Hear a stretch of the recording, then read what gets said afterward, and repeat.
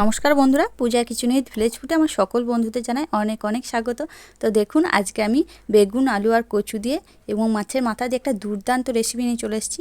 তার জন্য অবশ্যই কিন্তু রেসিপিটা প্রথম থেকে শেষ অবধি দেখার অনুরোধ রইল। এখানে দেখুন, সমস্ত সবজি আমি ভালো করে কেটে ধুয়ে পরিষ্কার করে নিয়েছি। এবার এগুলোকে ভেজে নেব। তার জন্য গ্যাসের মধ্যে কড়াই বসিয়ে দিয়েছি, দিয়ে দিচ্ছি সরষের তেল। তেলটা গরম হলে প্রথমে আমি বেগুনগুলোকে ভেজে নিচ্ছি।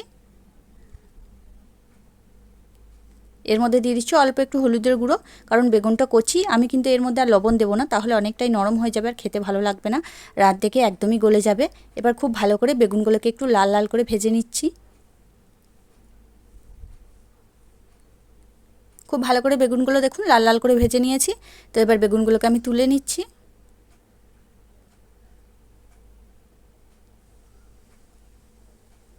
আবারও গ্যাসের মধ্যে কড়াই বসিয়ে দিয়েছি, দিয়ে দিচ্ছি অল্প একটু সরষের তেল।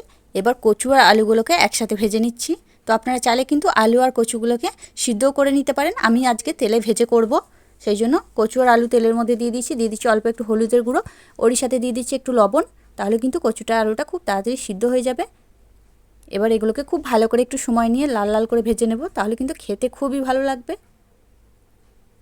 অল্প একটু চাপাও দিয়ে দিচ্ছি, তাহলে কিন্তু এটা লবণ দেওয়া আছে, চাপা দিয়ে ভাজলে একটু সিদ্ধ হয়ে যাবে। আর এদিকে একটা মশলা করে নেব, তার জন্য একটা বাটি নিয়ে নিচ্ছি। এর মধ্যে দিয়ে দিচ্ছি অল্প একটু আদা, হাফ চামচ মতো গোটা জিরে, 3 থেকে 4 কোয়া রসুন, আর দিচ্ছি 2টো কাঁচা লঙ্কা। এই সবগুলোকে একসাথে আমি বেটে নেব। আর এদিকে দেখুন, আলু আর কচুটা আমার খুব ভালো করে ভাজা হয়ে গেছে, বেশ লাল লাল করে ভেজে নিয়েছি। এবার এগুলোকে তুলে নিয়েছি, আবারও দিয়ে দিচ্ছি সরষের তেল। আর এদিকে দেখুন, আমি কিছু মাছ নিয়েছি। তো এই মাছগুলোকে আমি কিন্তু সব দেবো না, শুধু মাছের মাথাটা ব্যবহার করব, আর বাকি মাছগুলো আমি অন্য রেসিপি করে নেব। এর মধ্যে দিয়ে দিচ্ছি আমি হলুদের গুঁড়ো। মাছে কিন্তু আমি লবণ মাখিয়ে রেখে দিয়েছিলাম, তাই লবণটা দিচ্ছি না, অল্প একটু হলুদের গুঁড়ো দিয়ে দিচ্ছি, দিয়ে খুব ভালো করে মাছটা মাখিয়ে নিচ্ছি।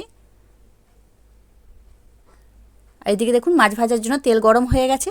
এবার মাছের মাথাটা ভেজে নিচ্ছি, বেশ ভালো করে একটু লাল লাল করে ভেজে নেব। মাছের মাথা ভেজে তুলে নিয়েছি। কড়াইয়ে তেল আছে, আবার একটু সরষের তেল দিয়ে দিচ্ছি, ফোড়নে দিচ্ছি 5 ফোড়ন আর একটা তেজপাতা। আপনারা চাইলে কিন্তু গোটা জিরেও ফোড়নে দিতে পারেন। এবার দিচ্ছি চিড়ে রাখা 2টো কাঁচা লঙ্কা আর একটা বড় সাইজের পেঁয়াজ একটু কুচি করে নিয়েছি, দিয়ে দিচ্ছি। খুব ভালো করে পেঁয়াজ আর কাঁচা লঙ্কাটাকে একটু ভেজে নেব। তো আপনারা যদি পেঁয়াজ রসুন ছাড়া বানাতে চান, তাহলে কিন্তু এখানে রসুনটা আর পেঁয়াজটা স্কিপ করে দিতে পারেন। পেঁয়াজটাকে বেশ খানিকক্ষণ আমি ভেজে নিয়েছি, একটু কালারও চেঞ্জ হয়ে গেছে। আর এদিকে দেখুন যে আমি গোটা জিরে, আদা, রসুন আর কাঁচা লঙ্কা বেটে রেখেছিলাম, সব মশলাটা একসাথে দিয়ে দিলাম, দিয়ে এটাকে একটু ভালো করে ভেজে নেব। যতক্ষণ এটার কাঁচা গন্ধটা চলে যায় ততক্ষণ অবধি এটাকে একটু ভালো করে ভেজে নিচ্ছি। খুব ভালো করে ভেজে নিয়েছি, কাঁচা গন্ধ চলে গেছে।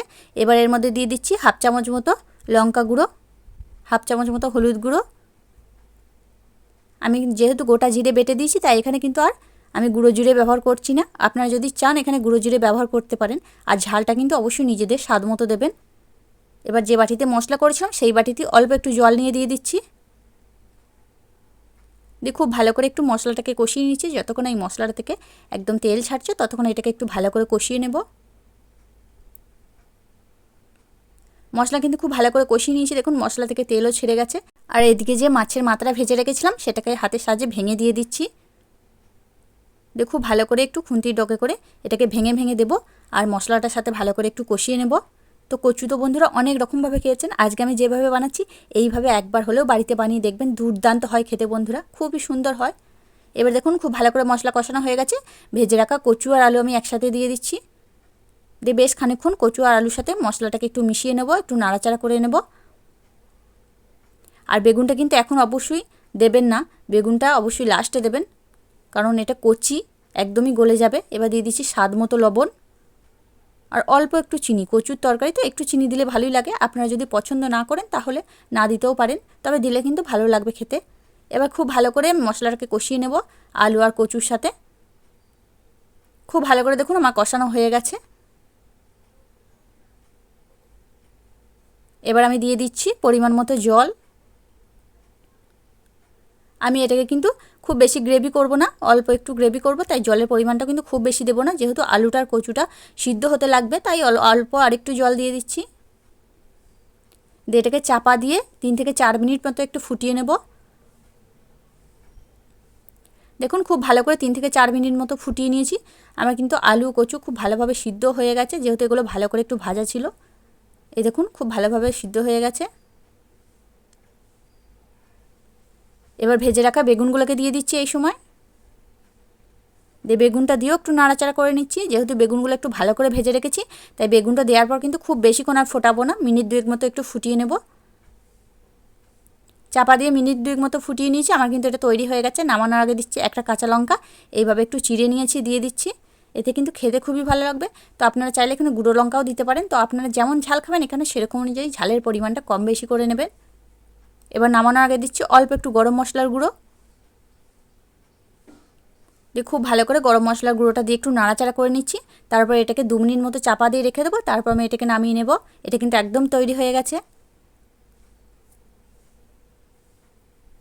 তো বন্ধুরা, মাছের মাথা দিয়ে এই কচু রেসিপিটা একবার বাড়িতে বানিয়ে দেখবেন। এক থালা ভাত কিন্তু অনায়াসে খাওয়া হয়ে যাবে এই রেসিপি দিয়েই। আর কিন্তু কোনো রেসিপির প্রয়োজনই পড়বে না বন্ধুরা, খুবই ভালো হয় খেতে। তো আপনারা কিন্তু অবশ্যই একবার বাড়িতে বানিয়ে দেখতে পারেন।